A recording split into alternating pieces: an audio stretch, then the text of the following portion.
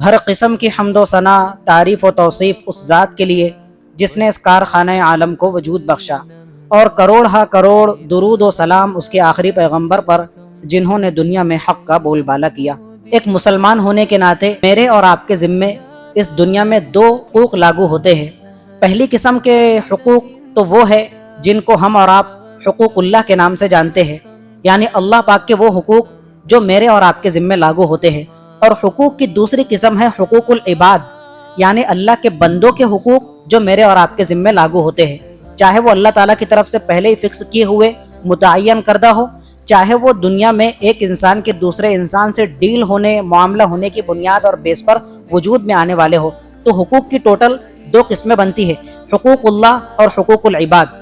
حقوق اللہ، اللہ تعالیٰ کے حقوق جو میرے اور آپ کے ذمے لاگو ہوتے ہیں، اور حقوق العباد یعنی اللہ کے بندوں کے وہ حقوق جو میرے اور آپ کے ذمے لاحق ہوتے ہیں اور عائد ہوتے ہیں۔ حقوق العباد میں ایک اہم ترین معاملہ قرض کا معاملہ ہے۔ قرض لینا دینا، قرض کا لین دین کرنا۔ تو ہماری زندگی میں کچھ چیزوں کا تعلق ہماری بنیادی ضروریات سے ہوتا ہے اور کچھ چیزوں کا تعلق ہماری خواہشات سے ہوتا ہے۔ اللہ تعالیٰ نے ہمارے دنیا کے اندر زندگی گزارنے کے معاملے میں جن چیزوں کو پورا کرنے کا وعدہ کیا ہے وہ ہیں ہماری بنیادی ضروریات۔ تمہاری ضرورتوں کو پورا کروں گا، ہے نا۔ وَمَا مِن دَابَّةٍ فِي الْأَرْضِ إِلَّا عَلَى اللَّهِ رِزْقُهَا، اس روئے زمین پر رہنے بسنے والی ہر مخلوق کا رزق اور روزی اللہ تعالیٰ نے اپنے ذمہ کرم پر لیا ہوا ہے۔ تو کھانا پینا انسان کی بنیادی ضروریات میں ہے، جو دو وقت کی روٹی بوٹی سے بلونگ کرتی ہے، تعلق رکھتی ہے۔ تو اللہ تعالیٰ نے ہماری بنیادی ضروریات کو پورا کرنے کا تو وعدہ کیا ہے، لیکن ہماری خواہشات کو پورا کرنے کا وعدہ نہیں کیا۔ اب خواہشات جو ہے تو کسی کی کم ہو سکتی ہے، کسی کی زیادہ ہو سکتی ہے، کسی کی بہت زیادہ ہو سکتی ہے، اور کسی کی بے حد و انتہا ہو سکتی ہے۔ خواہشات کی تو کوئی لمیٹیشن نہیں ہے، خواہشات کی تو کوئی انتہا نہیں ہے۔ خواہشات تو خواہشات ہیں۔ اب ہم کہتے ہیں ایک دوسرے کو بھی منع کرتے ہوئے، تلقین کرتے ہوئے کہ بھئی تمہاری خواہشات بہت زیادہ بڑھ چکی ہے، اپنی خواہشات کو تھوڑا کم کرو۔ تو اللہ تعالیٰ نے جو وعدہ کیا ہے پورا کرنے کا، تو وہ ہماری بنیادی ضروریات کو پورا کرنے کا وعدہ کیا ہے، خواہشات کو پورا کرنے کا وعدہ نہیں کیا۔ لہذا ہر انسان کو اس بات کا مزاج بنانا چاہیے کہ اپنی روزمرہ زندگی کے اندر بنیادی ضروریات کو پورا کرتے ہوئے اعتدال کے ساتھ اور میانہ روی کے ساتھ اپنی بنیادی ضروریات کو پورا کرتے ہوئے چلے۔ یہ تو ایک معاملہ ٹھیک ہے، میں بھی اعتدال کے ساتھ میں پورا کر رہا ہوں، اور آپ بھی اپنی زندگی میانہ روی کے ساتھ میں، اعتدال کے ساتھ میں، معتدل طور پر لے کر چل رہے ہیں۔ لیکن کبھی کبھار یہ معاملہ ہوتا ہے کہ ایسی کریٹیکل کنڈیشن آ پڑتی ہے، ایسی ضرورت پیش آتی ہے، ایسی کڑک سچویشن آ بنتی ہے کہ قرض لینا دینا انسان کی ضرورت بن جاتا ہے، کہ قرض لیے بغیر انسان کا کوئی چارہ کار نہیں رہتا، اور اگر وہ قرض نہ لے، کسی دوسرے سے ادھار نہ مانگے ایک مدت متعینہ تک کے لیے، تو اس کے معاملات زندگی آگے نہیں بڑھ سکتے۔ تو بوقت ضرورت قرض لینا اور دینا دونوں جائز ہے۔ قرض کوئی اتنی اچھی چیز بھی نہیں ہے، تو اتنی زیادہ حرام اور ناجائز چیز بھی نہیں ہے کہ بوقت ضرورت ہم کو شریعت نے قرض لین دین سے منع کیا ہو، نہیں، بلکہ ہمارے حضور اس کائنات کی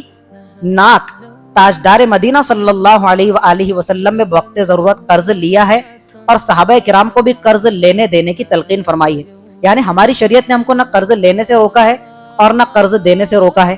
اور نہ بالکل کھلی چھوٹ دے دی ہے کہ تم قرض لین دین کے معاملے میں بالکل آزاد ہو۔ ایسا بھی معاملہ نہیں ہے، دونوں کو بیلنس کر کر لے کر چلنے کی شریعت نے ہمیں تلقین کی ہے۔ آج کی اس مجلس، محفل اور نشست کے اندر قرض کے احکام، مسائل اور آداب کے تعلق سے ہم تھوڑی ڈسکشن کرنے کی کوشش کریں گے انشاءاللہ۔ تو قرض کے سلسلے میں سب سے پہلا ادب اور حکم یہ ہے کہ بغیر شدید مجبوری کے ہرگز کوئی بھی مسلمان قرض لینے کا اپنے آپ کو عادی نہ بنائے۔ سب سے پہلا مسئلہ اور سب سے بنیادی حکم یہ ہے قرض لینے دینے کے معاملے میں، بغیر شدید ضرورت، بغیر شدید مجبوری کے اپنے آپ کو قرض لینے کا عادی نہ بنائے، اس لیے کہ قرض کوئی اتنی اچھی چیز نہیں ہے۔ حضرت انس رضی اللہ تعالیٰ عنہ کی روایت ہے، شعب الایمان نام کی حدیث پاک کی ایک کتاب ہے، سرکار مدینہ صلی اللہ علیہ وآلہ وسلم نے ارشاد فرمایا، ایاکم والدین، مسلمانوں اپنے آپ کو ہمیشہ قرض لینے دینے سے بچاؤ، اپنے آپ کو کبھی بھی بلا ضرورت قرض کا عادی مت بنانا، ورنہ کیا ہوگا؟ تم کو معلوم ہے قرض کیسی خطرناک چیز ہے، فَإِنَّهُ هَمٌّ بِاللَّيْلِ وَمَذَلَّةٌ بِالنَّهَارِ، اس لیے کہ قرض ایک ایسی چیز ہے جو انسان کے رات کی نیند اڑا کر رکھ دیتا ہے، وَمَذَلَّةٌ بِالنَّهَارِ، اور دن کے وقت انسان کی ذلت کا سبب بننے والی چیز ہے۔ ایک انسان کے ذمے 50,000 روپے قرض ہے، بوقت ضرورت شدید مجبوری کے تحت ہی اس نے قرض لیا، لے تو لیا، اپنی ضرورت بھی پوری کر لیا، لیکن قرض کا ڈھیما، قرض کا بہت بڑا بھاری انبار اس کے سر پر موجود ہے۔ جب وہ رات میں سونے کے لیے آتا ہے، اپنے بستر پر دراز ہو کر کان تکیے پر رکھتا ہے، تو اس کو اتنی آسانی سے نیند نہیں لگتی حضرت۔ وہ جو قرض کا بھاری بوجھ ہے وہ اس کو سونے نہیں دیتا۔ فَإِنَّهُ هَمٌّ بِاللَّيْلِ، تو رات کی نیند اڑا کر رکھ دیتا ہے، رات میں ٹینشن اور ڈپریشن کا شکار بنا کر رکھ دیتا ہے، انسان کو رات بھر نیند نہیں آتی۔ وَمَذَلَّةٌ بِالنَّهَارِ، اور دن کے وقت وہ ذلت اور خاری کا سبب ہے۔ کس طرح سے کہ جس سے میں نے قرض لیا، جب وہ قرضدار سامنے آئے گا تو جب بھی میرا اس کا آمنا سامنا ہوگا گلی نکڑ چوراہے پر، تو شرم کے مارے اور اس احساس کی وجہ سے میری گردن ہمیشہ اور نظریں ہمیشہ جھکی رہے گی کہ پتہ نہیں یہ اس وقت قرض طلب کر لے یا گلی کے اگلے موڑ پر قرض طلب کرے، کس مقدار میں طلب کرے، تو میں ادائیگی کے وقت اس کو کیا جواب دے سکوں گا، وہ تو بات کا معاملہ ہے، لیکن ابھی تو قرض کا معاملہ ایسا ہے۔ حضور نے فرمایا ہمیشہ اپنے آپ کو قرض سے بچائے رکھنا، اس لیے کہ یہ رات کی نیند کو حرام کر دینے والی چیز ہے اور دن کے وقت ذلت اور خاری کا سبب بننے والی چیز ہے۔ آج ہماری روزمرہ زندگی کے اندر ہم کچھ لوگوں کو دیکھتے ہیں کہ وہ خواہشات کو آگے بڑھاتے ہوئے، بلکہ بیجا خواہشات کہہ لیجئے، بیجا خواہشات، بلکہ ہوس کو اپنی بنیادی ضرورت کا نام لے کر قرض لینے کے عادی بنتے جا رہے ہیں۔ قرض لے لیتے ہیں، بٹور لیتے ہیں، یہ ایک معاملہ۔ اور دوسرا ہمارا جو آج کل کا فیشن چل پڑا ہے، بچے کا ولیمہ ہے، بچی کا نکاح ہے، اب میری حیثیت اوقات ہے 10 لوگوں کو کھانا کھلانے کی، 20 لوگوں کو انوائٹ کرنے کی، میں کیا کرتا ہوں اپنے دوست سے یا لون کے طور پر بینک سے، معاذ اللہ ثم معاذ اللہ، یہ تو ایسی چیزیں ہے کہ ایک مسلمان جو غیرت مند مسلمان ہے یہ سوچتے ہوئے بھی انسان کے پیروں تلے سے زمین سرک جائے اور وہ زمین میں گڑ جائے، یہ تو ایسا مومنٹ ہوتا ہے۔ لون لینا، بینک سے سودی قرضہ اٹھانا، اس کا تو ایک مسلمان تصور بھی نہیں کر سکتا۔ لیکن جب انسان کی بیجا خواہشات آگے بڑھتی ہے، وہ ساری حدوں کو پھلانگتے ہوئے آگے بڑھتا ہے اور جھوٹی شہرت اور عزت اور وقار کو برقرار رکھنے کے لیے کہ میرے محلے دار کیا کہیں گے، اعزا اقارب رشتہ دار پڑوسی کیا کہیں گے، کہ صرف تو نے اپنی بچی کے ولیمے میں تیری اکلوتی ایک بیٹی اور 10 لوگوں کو بلایا تو کیا ہوگا، میری تو ناک خاک میں مل جائے گی، عزت مٹی میں مل جائے گی۔ تو وہ قرض کا ڈھیما اپنے سر لیتا ہے، منتا ہے، اور پھر اس کے بعد میں جو قرض کے بوجھ تلے دبتا چلا جاتا ہے تو اس کی عزت بھی خاک میں مل جاتی ہے، رات کی نیند بھی حرام ہو جاتی ہے، ذلت و خاری کا شکار ہوتا ہے، اور پھر جب وہ قرض دار قرض کا مطالبہ کرتا ہے تو وعدہ قرار کرتے کرتے مکرتے تو نوبت آتی ہے لڑائی جھگڑے تک، بلکہ بعض مرتبہ ہم دیکھتے ہیں دن رات اخبار کی سرخیوں میں اور ٹی وی چینل کے نیوز وغیرہ پر تو قتل و غارت گری تک نوبت آ جاتی ہے کہ 2 سال سے قرض لیا تھا، 10 سال سے قرض لیا تھا، لیکن آج تک قرض کی ادائیگی کا اہتمام نہیں کر سکا، بلکہ ایک پائی دینے کا نام نہیں۔ اس وجہ سے کیا ہوا، سامنے والے قرض خواہ کا گلا ہی کاٹ کر رکھ دیا۔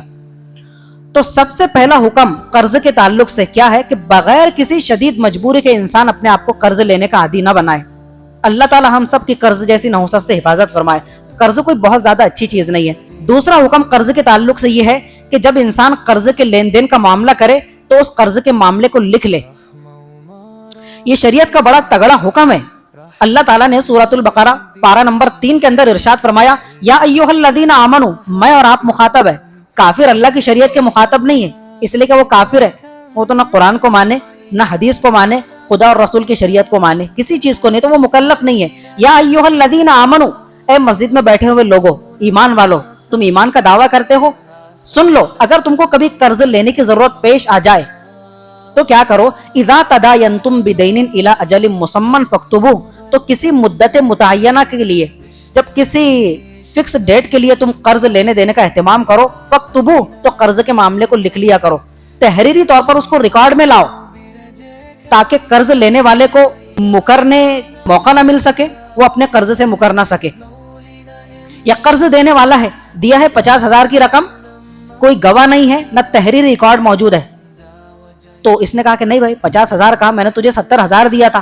اب کون گواہ ہے؟ کرامن کاتبین گواہ ہے، خدا گواہ ہے، تو کرامن کاتبین تو نہ زبان کھولنے والے ہیں، نہ خدا آسمان سے اتر کر زمین پر گواہی دینے والا ہے۔ ہاں بھلے قیامت کے دن اس کا رگڑا ہوگا، وہ جو ہوگا دیکھا جائے گا۔ مسلمان کو آج کل تو اس بات کا ڈر ہی نہیں ہے، تو کہیں ایسا نہ ہو کہ دینے والا وعدے سے مکر جائے، قرض کی اصل رقم سے مکر جائے، کیا کرو، فاکتبوہ، بڑا تگڑا حکم ہے یہ شریعت کا، تو اس کو کیا کرو، ڈاکومنٹڈ طور پر تحریری معاہدے کے اندر لا لو، ताकि एक बात फिक्स होकर रह जाए कि भाई कर्ज कब लिया, वो भी डेट तारीख फिक्स हो जाए, कर्ज कब वापस करेगा 2026 की जनवरी की पहली तारीख को, तो ये भी रिकॉर्ड के अंदर फिक्स हो जाए। रकम कितनी है, 10,000 लिया और बाद में क्या किया कि उसका एक नुक्ता बढ़ाकर उसको 1 लाख कर दिया, तो इसका मामला भी अभी आगे आएगा। ऐसा ना हो ना कर्ज लेने वाला वादे से मुकर सके, ना कर्ज देने वाला उसके अंदर खुर्द बुर्द का मामला कर सके। फक्तुबू, तो उसको डॉक्यूमेंटेशन के तौर पर क्या करो, डॉक्यूमेंटेड कर लो, तहरीरी तौर पर मुआहिदे के अंदर ला लो, ठीक है। अच्छा, ये हुक्म क्यों दिया, तो कुरान मजीद के नाजिल होने से पहले, इस्लाम की आमद से पहले ज़माने जाहिलियत में लोग कर्ज का लेन देन किया करते थे। कर्ज का मामला हो गया, मैंने कर्ज ले लिया, आपने मुझे कर्ज दे दिया, लेकिन फिर वही कि मैं कर्ज से मुकर गया कि भाई कोई तीसरा तो गवाह मौजूद था ही नहीं, कब मुझे आपने कर्ज दिया था भाई, क्यों मेरे मत्थे चढ़ रहे हो। तो बात लड़ाई झगड़े तक की पहुंच जाती थी, ना चाकी ना इत्तेफाकी, बल्कि गला काटने तक की नौबत पहुंच गई जी, ठीक है। अगर मैं पूरे कर्ज से नहीं मुकर रहा हूं तो यह होता था कि कर्ज की जो रकम मुझे दी गई, मैं उस असल रकम से फिर जाया करता था। कहां आपने मुझे 1 लाख दिए, 1 लाख का तो मैंने तस्करा ही नहीं किया था, मुझे तो 1 लाख की जरूरत ही नहीं थी, तो मैंने मुतालबा ही नहीं किया, तो आपने मुझे कब दे दिया 1 लाख रुपए, मैंने तो सिर्फ 10,000 का मुतालबा किया था। भाई तुम्हारे 10,000 है मेरे पास में, और मैंने 2 महीने के बाद आपको कर्ज की अदायगी का वादा किया था, तो मैं तुमको तुम्हारे 10,000 लौटा दूंगा। और लिया था कितने, टोटल 1 लाख रुपए, तो 90,000 क्या कर गया, हड़प कर गया, गसब कर गया। तो नौबत कहां तक पहुंचती थी, कत्ल गारत गरी तक। अल्लाह ताला ने फरमाया जमाना जाहिलियत की तरह तुम अपने मामलात को जाहिलियत के साथ हैंडल मत करो, तुम पढ़े लिखे मुसलमान बनो, तो अपने तमाम मामलात को, लेन देन के सारी डीलिंग्स को क्या करो, तहरीरी तौर पर एक मुआहिदे के अंदर ला लो और एक कागज पर मुतय्यना तौर पर रिटर्न फॉर्म के अंदर उसको फिक्स कर लो। कर्ज का दूसरा हुक्म देते हुए अल्लाह ताला ने इरशाद फरमाया कि कर्ज के लेन देन पर 2 गवाहों को मुंतखब कर लो। जिस तरह ईजाब कबूल के वक्त निकाह के मामले में कितने लोगों को गवाह बनने का हुक्म दिया, 2, कि बाद में अगर तुम पर कोई ऐसी आंच आती है, मियाँ बीवी पर कोई माज़अल्लाह लांछन करता है, कीचड़ उछालने की कोशिश करता है कि तुम्हारा तो कोई निकाह नहीं है, तो तुम 2 गवाहों को उसके सामने घसीट कर ला सकते हो कि नहीं भाई, हमारा जायज निकाह का मामला है, निकाह का पाकीज़ा बंधन है, और हमारे मामले पर ये 2 गवाह तुम्हारे सामने। अगर एक मुकर भी गया किसी बदनियती की वजह से, तो दूसरा क्या करे, टिका रहेगा कि नहीं मैं गवाह हूं। तो ठीक इसी तरह कर्ज के लेन देन और कर्ज की डीलिंग के मामले में अल्लाह ताला ने क्या फरमाया कि जब कर्ज के लेन देन के वक्त तुम लिखाई का मामला करो, तो सिर्फ उसको रिटर्न फॉर्म की हद तक महदूद मत रखो, बल्कि फिजिकल तौर पे 2 गवाहों का होना जरूरी है, 2 लोगों को मुंतखब कर लो। फस्तशहिदू शहीदैन मिन रिजालिकुम, ये दारुल उलूम देवबंद का फतवा नहीं है, ये नदवतुल उलमा और जामे अजहर मिस्र का फतवा नहीं है, ये किसका फतवा है, कुरान मुकद्दस कलाम मजीद का फतवा है, जो लौहे महफूज में हजारों साल पहले लिखा जा चुका, मेरे और आपकी हिदायत के लिए, रहनुमाई के लिए। वस्तशहिदू शहीदैन मिन रिजालिकुम, तो तुम अपने मर्दों में से, अपने जेंट्स में से 2 गवाहों को मुंतखब कर लो कि देखो भाई मैं इससे कर्ज ले रहा हूं या मैं इसको इतना इतना कर्ज दे रहा हूं, तो तुम 2 गवाह के तौर पर मेरी तरफ से फिक्स हो और मैं तुमको गवाहों के तौर पर मुंतखब कर रहा हूं, ताकि ऐसी कोई सिचुएशन आ बने, ऐसा कोई मामला आ जाए माज़अल्लाह सुम्मा माज़अल्लाह कि मैं किसी बदनीयती का शिकार हो जाऊं, तो तुम असल मामले की तरफ मेरी रहनुमाई करो, या सामने वाली पार्टी अपने वादे से मुकर जाए तो तुम उनकी सही रहनुमाई करो और असल हकीकत से उनको आगाह करो। समझ रहे हो? आगे फरमाया फ़इल्लम यकुना रजुलैन, अगर तुमको 2 मर्द, जो 2 जेंट्स स्पॉट पर न मिल सके, अवेलेबल ना हो सके, तो क्या, अगर एक ही जेंट्स, एक ही मर्द तुमको मिल सका, फ़रजुलुन वम्रअतान, तो उस एक मर्द को सामने लाकर खड़ा कर दो, वम्रअतान, और अपने करीबी रिश्तेदारों में से 2 लेडीज को, इसलिए कि 2 लेडीज एक मर्द के मुकाबले में मानी जाती है, ये शरीयत का हुक्म है। 2 मर्द हो या 2 मर्द का इंतजाम नहीं हो सका, एक ही गवाह के तौर पर तुमको मर्द मिल सका है, तो एक गवाह ये मर्द बन जाएगा और एक मर्द के मुकाबले में 2 औरतें खड़ी हो जाएगी आकर, तो वो 2 लेडीज जो है, 2 खवातीन है, वो एक मर्द के कायम मकाम हो जाएगी। ये भी शरीयत का फतवा है, अल्लाह ताला का हुक्म है। तो जब कर्ज के लेन देन का मामला हो तो दूसरा हुक्म क्या है कि लिखा पढ़ी के साथ में 2 गवाहों को मुंतखब कर लो। तीसरा यह है कि कर्ज का लेन देन मुकम्मल हो गया, 2 महीने की या 2 साल की मुद्दत करार पाई थी, तो कारी साहब ने 50,000 की रकम का मुतालबा किया फुला साहब से, 2 गवाह भी हो गए और रिटर्न फॉर्म के अंदर डॉक्यूमेंटेड तौर पर वो मामला भी तय पा गया जी, ठीक है। अब 1 महीना गुजरा, 2 महीना गुजरा, 2 साल की मुद्दत करार पाई थी। अब मुद्दत खत्म होते होते तो बिल्कुल क्या है, फिक्स तारीख आने के करीब है। اب یہ جو قرض کی ادائیگی کا مطالبہ کرے گا قرض دینے والا، تو وہ منہ پھٹ طریقے سے نہیں، اجڑ اور جاہل بن کر نہیں، اور سامنے والے کا باپ دادا بن کر قرض کا مطالبہ نہیں کرے گا، بلکہ ایک مسلمان، ایک ایمان والا اور ایک نرم طبیعت کا مالک بن کر قرض کے ادائیگی کا سامنے والے سے مطالبہ کرے گا۔ ورنہ کیا ہوا کہ اس نے 2-3 مہینے سے آپ سے ملاقات نہیں کیا، منہ نہیں بتایا، اب آپ کو تو کیا ہے، اندر سے ایک بڑائی کا احساس ہے، میں نے قرض دیا نا اس کو، وہ تو میرے سامنے پھٹے پیر کی چپل ہے، تو وہ کیا کرے، جب بھی آمنا سامنا ہو ہمارا تو گرم جوشی سے مسافہ بھی کرے، چائے ناشتے کا بھی پوچھے، اس لیے کہ میں نے قرض جو دیا اس کو، میں نے بہت بڑا احسان کا معاملہ کر دیا، تیری مار دیا، حالانکہ قرض دیا اس کو، کوئی ہدیہ اور گفٹ تو نہیں دیا 50,000 کی رقم۔ اب میں اپنے تیش کے اندر، بڑائی کے احساس کے اندر آ کر کیا کر رہا ہوں، او بھائی یاد ہے کہ نہیں کوئی قرض کی تاریخ، او بھائی ڈیٹ وغیرہ یاد ہے، انداز دیکھو کس پر بات چل رہی ہے،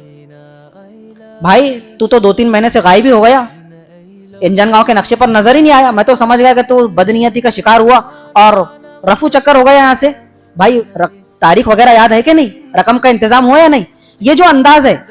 اس سے شریعت نے منع فرمایا ہے کہ نہیں، تم نے اس کو قرض تو دیا ہے، ابھی تاریخ متعینہ آئی نہیں ہے، فکس جو تاریخ دی ہے یہ آ چکی ہے، لیکن جب تم قرض کی ادائیگی کا اس سے مطالبہ کرو گے، تلقین کرو گے، تو اس طریقے سے نہیں، اس کا باپ دادا بن کر، دھونس جما کر نہیں، انتہائی نرمی کے ساتھ میں، پولائٹلی طریقے سے اور ملاطفت کے ساتھ میں، نرمی کے ساتھ میں قرض کی ادائیگی کا اس سے مطالبہ کرے گے۔ بخاری شریف کی روایت حضرت جابر بن عبداللہ رضی اللہ تعالیٰ عنہ فرماتے ہیں، رحم اللہ رجلا سمحا، حضور نے دعا دی ہے، دعا، حضور کی دعا کا مل جانا کوئی معمولی بات نہیں ہے حضرت، ہم دعاؤں کی درخواست کرتے رہتے ہیں، جب الوداعی مسافہ کرتے ہیں تو بھائی دعاؤں میں یاد رکھنا، اپنی نیک دعاؤں میں ہم کو بھی یاد رکھنا، تہجد کی نیک دعاؤں میں ہمیں بھی یاد رکھنا، امی ابو سے کہتے ہیں کہ ذرا میرے سر پر ہاتھ رکھ دو گھر سے رخصت ہوتے وقت، اور والدین کی دعا کو تو ہم تیر بہدف مانتے ہیں کہ بالکل اچوک ہوتے ہیں والدین کی دعا، والدین سے زیادہ شفیق اور مہربان ذات جو پوری کائنات کی ناک ہے، سرکار مدینہ صلی اللہ علیہ وآلہ وسلم، حضور کی دعا جس کو مل جائے اس کے تو وارے نیارے ہیں، اس کا تو بیڑا ہی پار ہے، اس کے تو دونوں ہاتھ میں لڈو ہے حضرت۔ حضور نے ایسے شخص کے لیے دعا فرمائی ہے، رحم اللہ رجلا سمحا اذا باع و اذا اشترى و اذا اقتضى، اللہ تعالیٰ کی رحمتیں ہی رحمتیں ہوں اس شخص پر، اس مسلمان پر، کس پر یا رسول اللہ، کہ جو معاملات طے کرتے وقت، چاہے وہ خرید و فروخت کا معاملہ ہو، اس کو ایک طرف رکھ دو ابھی، اور آگے جو الفاظ ارشاد فرمائے وہ ہمارے آج کے ٹاپک سے ریلیٹڈ ہے، وہ اذا اقتضى، جب وہ اپنے قرض کی ادائیگی کا مطالبہ کر رہا ہے کہ بھائی میں نے تجھے قرض دیا تھا، تو جب اپنا قرض واپس مانگ رہا ہے تو نرمی کا معاملہ کر رہا ہے، تو اللہ تعالیٰ ایسے نرم مزاج شخص پر رحمتیں ہی رحمتیں نازل فرمائے، یہ حضور کی دعا ہے۔ تو قرض کے معاملے کے اندر شریعت کی ایک اہم تلقین اور حکم کیا ہے جی، کہ جب آپ سامنے والے سے اپنے قرض کی رقم کی واپسی کا مطالبہ کریں تو انتہائی نرمی کے ساتھ میں، تاکہ اس کی دل شکنی نہ ہو، اس کو کمتری کا احساس نہ ہو، یار دیکھو آج میں چھوٹا ہوں، مجھے قرض کی ضرورت پیش آئی تھی، تو اب دیکھو کس طرح سے یہ میرے سر پر چڑھ کر اور چھاتے پر چڑھ کر اپنی رقم کا مطالبہ کر رہا ہے، نہیں، اس کی دل شکنی مت ہو، جب تم نے اس کا ایک معاملہ ہینڈل کیا ہے، ضرورت کے موقع پر اڑے ٹائم پر تم اس کے کام آئے ہو، اس کا سہارا بنے ہو، تو نہیں، اب بھی اس کو کمتری کا احساس مت ہونے دو، سمجھ رہے ہو۔ یہ ہو گیا۔ اب کیا ہوا کہ فکس تاریخ آ گئی، 2026 یا 27 کی جنوری کی پہلی تاریخ متعین ہوئی تھی، اتنی رقم ہے اور اتنی تاریخ کو قرض کی رقم واپس کرنا ہے، تاریخ آ کر چلی گئی، 1 دن اوپر ہو گیا، 2 دن اوپر ہو گئے، 10 دن، ہفتہ گزر گیا، 15 دن اوپر گزر گئے، آپ دیکھ رہے ہیں اپنی سگی آنکھوں سے کہ بیچارے کا کاروبار بڑا مندہ چل رہا ہے، دکان بڑی مندی چل رہی ہے، گراہک نہیں آ رہے ہیں، یا پھر کیا ہوا، کیا اس کے گھر پر بیماریوں نے ڈیرا ڈال رکھا ہے، والد صاحب کا آپریشن ہوا، آپریشن کے اندر ہی 1.5 لاکھ روپے کی رقم چلی گئی، آپ کی 50,000 کی رقم دینا تھا، تو وہ 50,000 تو ایک طرف رہے، بیچارے 2 لاکھ سے کیا ہو گیا، اور مزید قرض کا ڈھیما اس کے اوپر چڑھ گیا، آپ دیکھ رہے اپنی سگی آنکھوں سے۔ اس موقع پر بھی شریعت نے کیا حکم دیا، اب یہ حدیث پاک نہیں بلکہ حدیث سے اگلا درجہ قرآن مجید، اس میں اللہ تعالیٰ نے فرمایا یا تو قرض دار کو کچھ مہلت دے دے، یا پھر آپ اس کی صورتحال پر رحم کھا کر، ترس کھا کر پورا قرضہ اس کو معاف کر دے اگر آپ کی استطاعت ہے تو، ورنہ کم از کم کچھ رقم ضرور اس کو معاف کر دے، یہ بھی شریعت کا حکم ہے، یہ ہمارے سامنے نہیں ہے، بس میں نے جتنی رقم دیا اس سے ایک دھیلا بھی کم نہیں لوں گا، ٹھیک ہے بھائی آپ کا جائز مطالبہ ہے، شریعت منع نہیں کرتی، لیکن جو آپ اس کا سہارا بنے تھے اڑے ٹائم پر، اس کی مجبوری کو دیکھتے ہوئے، اب بھی تو اس کی مجبوری ہے، بلکہ مجبوری در مجبوری کے اندر وہ گھر گیا ہے، اب شریعت کیا کہتی ہے؟ وَإِن كَانَ ذُو عُسْرَةٍ فَنَظِرَةٌ إِلَىٰ مَيْسَرَةٍ،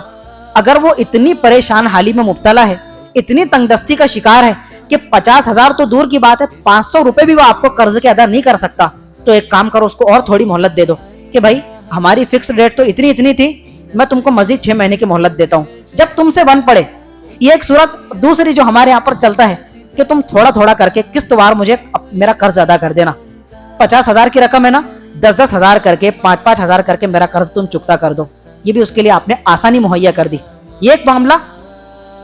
وَأَن تَصَدَّقُوا خَيْرٌ لَكُمْ إِن كُنتُمْ تَعْلَمُونَ، ایک معاملہ یہ ارشاد فرمایا کہ اگر تم صدقہ کر دو، یہاں پر صدقہ دینے سے مراد یہ نہیں کہ پوری رقم اس کو جو ہے نا صدقے کے نام پر دے دو، نہیں، اگر تم پوری ہی رقم اس کے معاف کر دو کہ میں نے خدا کے لیے تمہیں معاف کیا، تم کو جو قرضہ دیا تھا میں قرضے کے ایک پائی کا بھی مطالبہ نہیں کرتا، یہ ایک معاملہ۔ اور اسی کی دوسری شق، اسی کا دوسرا پہلو یہ ہے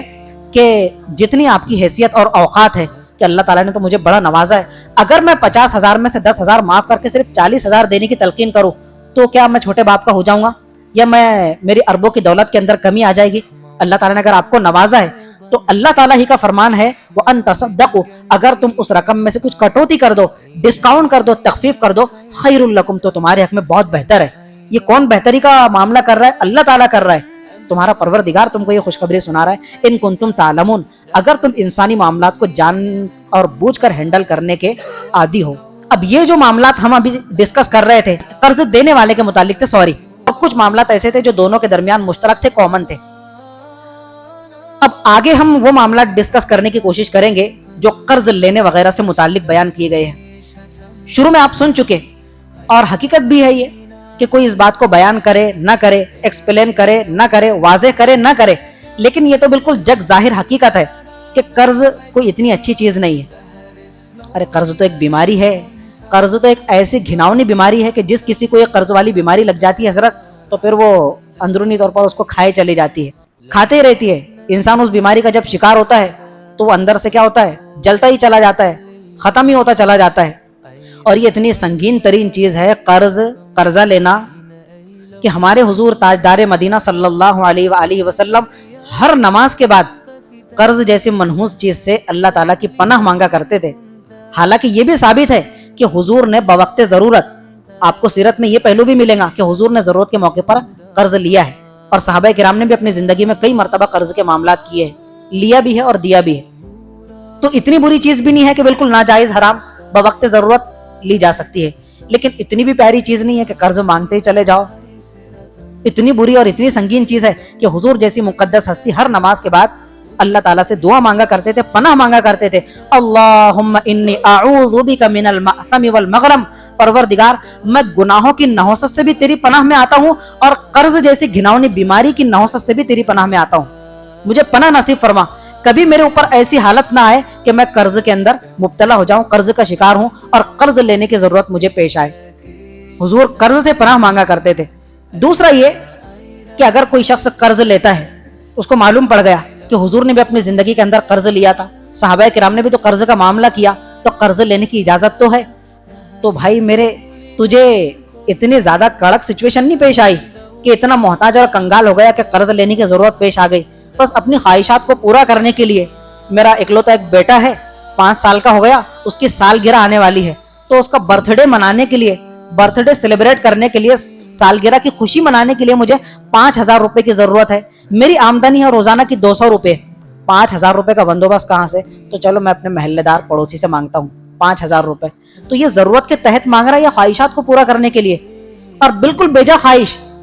حالانکہ برتھ ڈے منانا، سالگرہ منانا نہ کوئی شریعت کا تقاضا ہے نہ اخلاقی فرض ہے، بلکہ یہ تو دنیا کی ریت ہے، رواج ہے، اور یہ مسلمانوں کی ریت بھی نہیں ہے، یہ تو غیروں سے آئی ہوئی، یہود و نصارہ سے آئی ہوئی ریت ہے، جو آج مسلمانوں کے اندر سرطان کی طرح، کینسر کے مرض کی طرح پھیل رہی ہے اور معاشرے کو کھا رہی ہے۔ ہمارا موضوع یہ نہیں ہے، قرض کا موضوع ہے۔ بات یہ چل رہی ہے کہ سالگرہ منانا کوئی ایسی بنیادی ضرورت نہیں تھی، اب قرض کے لیے ہاتھ پھیلا لیا۔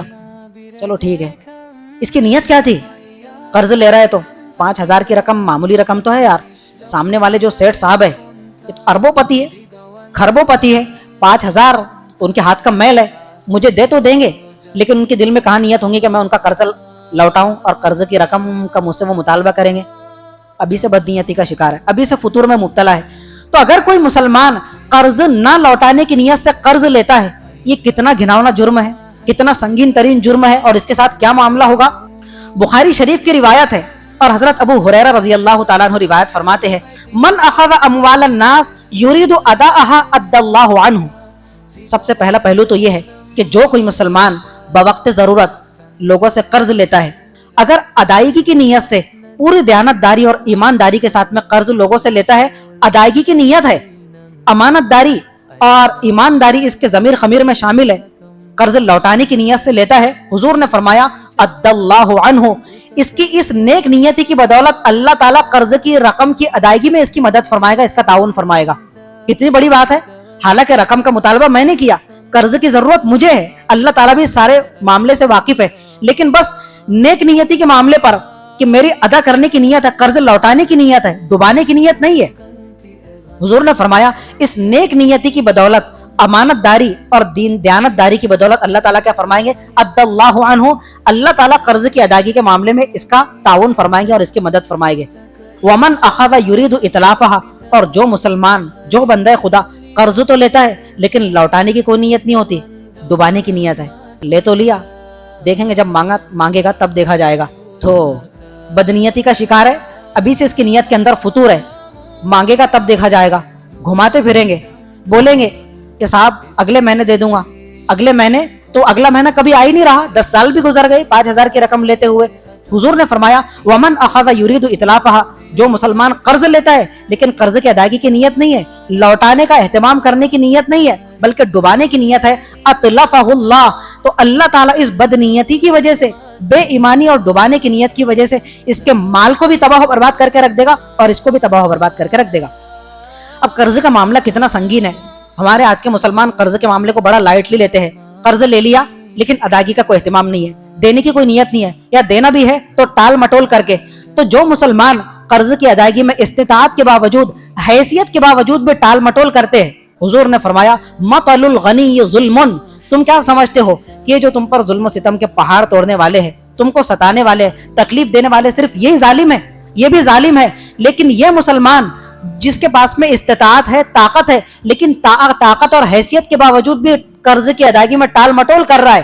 ڈیلے کر رہا ہے، چاکلیٹ پر چاکلیٹ دے رہا ہے کہ نہیں صاحب ابھی نہیں ہے، بڑی مجبوری چل رہی ہے۔ رسول صلی اللہ علیہ وآلہ وسلم نے ارشاد فرمایا ایسا صاحب حیثیت، ایسا مالدار، ایسا مال پانی والا شخص کہ جس کے پاس میں قرض کی رقم کی ادائیگی کا سامان موجود ہے، اس کے باوجود بھی وہ ٹال مٹول کر رہا ہے، اس سے بڑا ظالم کوئی نہیں ہو سکتا۔ یہ بچوں کو تھوڑا پیچھے ہٹا دو، مزہ کرکرا کر دیتے پورا۔ اگر قرض کا معاملہ کتنا سنگین ہے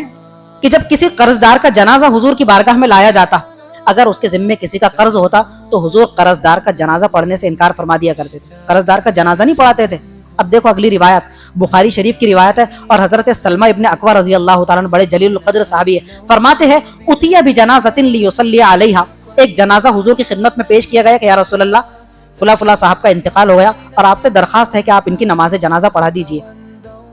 حضور نے فوراً دریافت فرمایا هل علیہ من دین، کیا اس کے ذمے کسی کا کوئی قرض باقی ہے، قرض کی کوئی رقم اس کے ذمے نکلتی ہے؟ حضور کو جواب ملا لا، نہیں یا رسول اللہ اس کے ذمے کسی کا کوئی قرض نہیں ہے، بالکل نیل ہے۔ فصلی علیہ، جب آپ نے یہ جواب سنا آپ نے فوراً اس کی نماز جنازہ ادا فرمائی اور اس کو قبرستان کی طرف روانہ فرما دیا۔ ثم اتیا بجنازۃ، کسی دوسرے موقع پر ایک جنازہ بارگاہ نبی میں پیش کیا گیا تو حضور نے وہی سوال دریافت فرمایا هل علیہ من دین، اس مرحوم کے ذمے کسی کا کوئی قرض تو باقی نہیں ہے، قرض کا ایک دھیلا بھی باقی تو مجھے بتا دو بھائی۔ حضور سے فرمایا گیا نعم یا رسول اللہ، یا رسول اللہ اس کے ذمے فلاں ابن فلاں کا قرض ہے، اتنی رقم باقی تھی، وہ اس سے رقم کا مطالبہ کر رہا تھا لیکن اس کی استطاعت نہیں تھی تو یہ قرض کے ساتھ دنیا سے رخصت ہو گیا۔ حضور نے انکار فرما دیا، آپ نے فرمایا صلو علی صاحبکم، تم خود اس مرحوم کا جنازہ پڑھ لو۔ بھائی میں نہیں اس کا جنازہ پڑھا تھا، قرض دار کا جنازہ یہ کافر کا جنازہ نہیں ہے، یہ منافق کا جنازہ نہیں، ایک مسلمان کا جنازہ ہے۔ لیکن کیا معاملہ ہے، صرف بہت لائٹلی معاملہ ہے جی۔ 2025 کے مسلمانوں، جس قرض کو ہم اور آپ بڑا لائٹلی لیتے ہیں وہی قرض دار صاحب حضور کے سامنے ڈولی کے اندر پڑے ہوئے اور حضور نے کیا فرمایا صلو علی صاحبکم، مجھ سے نہیں ہو سکے گا، میں اس کا جنازہ نہیں پڑھا سکتا جب اس کے ذمے قرض ہے، نہیں مجھ سے نہیں ہو سکے گا، میں نے، حضور نے انکار فرما دیا۔ حضرت ابو قتادہ کھڑے ہوئے اور کہنے لگے علیہ دینہ یا رسول اللہ، یا رسول اللہ اس کے ذمے جو قرض ہے، جتنا بھی قرض میں اپنے ذمے لیتا ہوں اور میں اس کی طرف سے قرض ادا کرنے واسطے تیار ہوں۔ جب حضرت ابو قتادہ نے اس کی گارنٹی لی اور یہ گارنٹر بنے تو پھر کیا ہوا؟ فصلی علیہ، حضور آگے بڑھے اور اس کی نماز جنازہ پڑھائی۔ کتنا خطرناک معاملہ ہے۔ امام الانبیاء، حضور کے شفقت کے، مہربانی کے، رحمت للعالمین کے کتنے واقعات آپ سنتے ہیں۔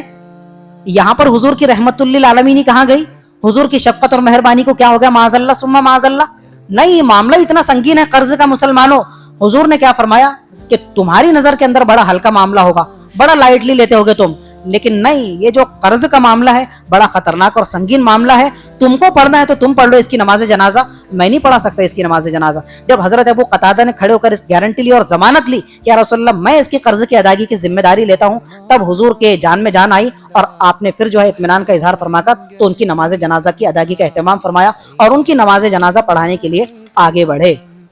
ایک مسلمان جو صاحب ایمان ہے، پکا نمازی ہے، بڑا پکا قاری صاحب ہے، لوگوں کے سامنے واضح و نصیحت کرنے والا ہے، جمعے کے کڑاکے دار بیان کرنے والا ہے، بڑا جوشیلا خطیب ہے، حاجی صاحب بھی ہے، پنج وقتہ نمازی بھی ہے، تہجد گزار بھی ہے، اشراق گزار بھی ہے، ہر کوئی گزار ہے جی۔ ساری ایمانی صفات اس کے اندر موجود ہے، ہر کوالٹی اور اسپیشلٹی میرے اندر پائی جاتی ہے۔ لیکن کیا ہوا؟ جب میرا انتقال ہوا، جب میں دنیا سے رخصت ہوا، تو ایک پڑوسی کی یا میرے بھائی کی یا کسی رشتہ دار کی یا کسی غیر رشتہ دار کی صرف 5 کی نوٹ میں نے ادھار لیا تھا اور ادا کرنا بھول گیا، قرض کے طور پر لیا تھا، اور وہ 5 روپے ادا کیے بغیر قرض کے دنیا سے رخصت ہو گیا۔ حضور کیا فرماتے ہیں؟ ترمذی شریف اور حضرت ابو ہریرہ رضی اللہ تعالیٰ عنہ کی روایت ہے، حضور فرماتے ہیں نفس المؤمن معلقۃ بدینہ، جب میری روح پرواز کر گئی، روح نکل گئی، کتنا بڑا متقی ہوں میں، حاجی صاحب بھی ہوں، نمازی ہوں، معتمر ہوں، 10 عمرے میرے ہو گئے، میں نے 50 مسجدیں تعمیر کر دیا، لیکن کیا صرف 5 روپے قرض میرے ذمہ باقی ہے۔ حضور نے فرمایا کہ یہ تو فکس جنت ہی تھا، لیکن یہ قرض کی وجہ سے جو ہے نا، یہ مرنے والے مسلمان کی روح زمین آسمان کے بیچ لٹکی رہتی ہے، وہ اوپر نہیں جاتی۔ نفس المؤمن معلقۃ بدینہ، مسلمان کی روح، مومن کی روح قرض کی وجہ سے زمین آسمان کے بیچ لٹکی ہی رہتی ہے۔ معاملے کی حساسیت کا احساس ہو رہا ہے مسلمانوں کو، یا پھر سن سن کر بالکل سنی بن گئے، یا سن بن گئے؟ سن مت بنو، سنی بنو، پکے سنی۔ کون سے والے سنی؟ اہل سنت والجماعت والے سنی، صحابہ کرام کے نقش قدم پر چلنے والے سنی، کہ جب وہ ان معاملات کو سنتے تھے تو کس قدر سیریسلی لیا کرتے تھے اور کس قدر قرض کی ادائیگی کا اہتمام کیا کرتے تھے۔ حتیٰ یقضی عنہ، یہاں تک کہ جب اس کے ذمے سے وہ قرض ادا نہ کر دیا جائے، اگر کوئی گارنٹر کھڑے ہو کر ضمانت لے لے تو پھر اس کی روح آسمان سے آگے بڑھتی ہے، اور اگر وہ جنت کا مستحق ہوتا ہے تو جنت کی نعمتوں کے مزے لیتا ہے۔ آپ مجھے بتاؤ کہ دنیا کی سب سے پاکیزہ اور مقدس ہستیاں کون سی ہے؟ انبیاء علیہم السلام، نبی اور پیغمبر۔ اس کے بعد میں کس کا مقام آتا ہے؟ صدیقین کا۔ انبیاء، صدیقین، اور اس کے بعد تیسرا نمبر کس کا آتا ہے؟ شہید کا۔ ارے بھائی، شہید کے مرتبے میں کسی کو کوئی شک ہے؟ ایک مسلمان جو میدان جہاد میں شریک ہوا، اللہ کے دشمنوں سے لڑتا بڑھتا ٹکراتا ہوا، کیا ہوا؟ جان ہتھیلی پر لے کر گیا اور کسی کافر کے نیزے بھالے سے شہید کر کے وہ ہمیشہ کے لیے امر ہو گیا، شہید ہو گیا، جان اللہ کے نام پر لٹا دیا۔ کوئی معمولی بات ہے؟ تو شہید کے مرتبے میں کسی کو کوئی شک ہے کیا؟ نہیں، کوئی شک نہیں جی۔ کتنا بڑا رتبہ ہے شہید کا، قرآن حدیث میں کتنے فضائل وارد ہوئے ہیں، میں اور آپ بچپن سے سنتے چلے آ رہے ہیں۔ لیکن جہاں پر قرض کا معاملہ آتا ہے حضرت، تو شہید کی روح اور شہید بھی جو ہے نا، اس کے قدم قرض کی ادائیگی کی وجہ سے آگے نہیں بڑھ پائیں گے۔ آ جاؤ ذرا روایت کی طرف۔ حضور پاک صلی اللہ تعالی علیہ وآلہ وسلم نے ارشاد فرمایا، یہ مسند احمد کی روایت ہے، حضرت عبداللہ ابن عمرو بن عاص فرماتے ہیں یغفر للشہید کل ذنب، حضور نے فرمایا شہید کے تمام گناہ اللہ تعالیٰ معاف فرما دے گا، چھوٹے بڑے سارے گناہ، اس کی شہادت کی وجہ سے۔ اس کا مقام ہی اتنا بڑا ہے جو اللہ کے نام پر اس نے جان مار دیا، سر کٹا دیا۔ الا الدین، قرض کا معاملہ ایک ایسا معاملہ ہے کہ قرض اگر اس کے ذمہ ہوگا تو پھر وہ معاف نہیں ہو سکتا۔ کون ہے؟ شہید کھڑا ہوا ہے جس نے میدان جہاد میں اپنی جان لٹا دیا، جان نچھاور کر دیا، لیکن قرض کی وجہ سے کیا ہوا؟ اس کی روح لٹکی کی لٹکی رہ گئی، ابھی جنت میں نہیں جا سکتا، جنت کی نعمتوں کے مزے حاصل نہیں کر سکتا، شہادت کے بلند مقام پر فائز نہیں ہو سکتا۔ ہاں، اگر کوئی اس کے قرض کی ادائیگی کی گارنٹی لے لے، ضمانت لے لے، تو پھر وہاں پر اس کا بیڑا پار ہے۔ معاملہ وہی ہے۔ حضرت محمد ابن عبداللہ ابن جحش رضی اللہ تعالیٰ عنہ فرماتے ہیں، ایک مرتبہ ہم جو ہے نا مسجد نبوی کے صحن میں بیٹھے ہوئے تھے، اور اس جگہ بیٹھے ہوئے تھے کہ جہاں پر جنازوں کی ڈولیاں لا کر رکھی جاتی تھی نماز جنازہ پڑھانے کے لیے، بیٹھے ہوئے تھے، حضور بھی وہاں پر بیٹھے ہوئے تھے۔ فرفع رسول اللہ صلی اللہ علیہ وسلم بصرہ قبل السماء، بیٹھے بیٹھے حضور نے اسے آسمان کی طرف نظر اٹھائی اور فوراً اپنی نظر نیچے کر لی۔ ثم طأطأ بصرہ، اپنی نظریں نیچے کر لی۔ ووضع یدہ علی جبہتیہ، اور جس طرح ہم افسوس، پریشانی، ڈپریشن، ٹینشن کی حالت میں جس طرح اظہار افسوس کرتے ہوئے اپنے ہاتھ کو اپنے سر یا پیشانی پر مارتے ہیں نا، بالکل یہ سچویشن تھی. وَوَضَعَ يَدَهُ عَلَى جَبْهَتِهِ، اور حضور نے اپنا ہاتھ اپنی پیشانی پر مارا اور کہنے لگے سبحان اللہ سبحان اللہ، اظہار افسوس کرتے ہوئے اور بہت سنگینی کے معاملے کا اظہار کرتے ہوئے. آگے آپ نے ارشاد فرمایا ماذا نزل من التشدید، کتنے سخت عذاب نازل ہو رہے ہیں، کیسے کیسے سخت عذاب آسمانوں سے نازل ہونے کے اللہ تعالیٰ کی طرف سے فیصلے ہو رہے ہیں. یہ حضور کے زبان مبارک سے الفاظ نکلے. اب صحابہ کرام کہتے ہیں ہم نے ایک گھڑی انتظار کیا، دوسری گھڑی گزری، 1 گھنٹہ 2 گھنٹہ، پورا دن گزر گیا، پوری رات، ہم نے دیکھا کوئی عذاب تو نازل ہوا نہیں. حضور نے تو بڑی سنگینی کا اظہار فرمایا تھا کہ کیسے کیسے سخت اور سنگینی والے عذاب آسمان سے نازل ہو رہے ہیں. تو پورا دن اور پوری رات خاموشی کے عالم میں گزری. جب دوسرا دن طلوع ہوا تو یہ جو حضرت محمد بن عبداللہ ابن جہش، یہ جو حدیث پاک روایت اور بیان فرما رہے ہیں، کہتے ہیں فسألت رسول اللہ، میں نے حضور سے دریافت فرمایا مت تشدید الذی نزل، یا رسول اللہ آپ کن عذابوں کی بات کر رہے ہیں کہ کون سے سخت عذاب نازل ہو رہے ہیں؟ حضور نے فرمایا فی الدین، قرض کے معاملے میں اور قرض کے احکامات کے سلسلے میں بڑے سخت عذاب نازل ہو رہے ہیں، اور اللہ تعالیٰ نے قرض کے معاملے میں ٹال مٹول کرنے کے بارے میں آسمان سے بڑے سخت اور سنگین عذاب نازل کرنے کا فیصلہ کر لیا ہے. اور آگے حضور نے اللہ پاک کی قسم اٹھا کر ارشاد فرمایا والذی نفسی بیدہ، میں اس ذات پاک کی قسم اٹھا کر کہتا ہوں جس کے قبضے میں محمد عربی کی جان ہے، لو ان رجلا قتل فی سبیل اللہ ثم عاش. اب دیکھو یہ شہید کی بات چل رہی تھی نا، حضور نے فرمایا اگر کوئی بندہ مسلم اللہ کے راستے میں شہید کر دیا جائے، دوبارہ زندہ کیا جائے، ایک مرتبہ شہید ہو گیا دوبارہ زندہ، حضور نے پھر فرمایا ثم قتل فی سبیل اللہ ثم عاش، پھر اللہ کی راہ میں شہید کر دیا جائے، پھر دوبارہ کھڑا کیا جائے. کتنی مرتبہ شہید ہوا؟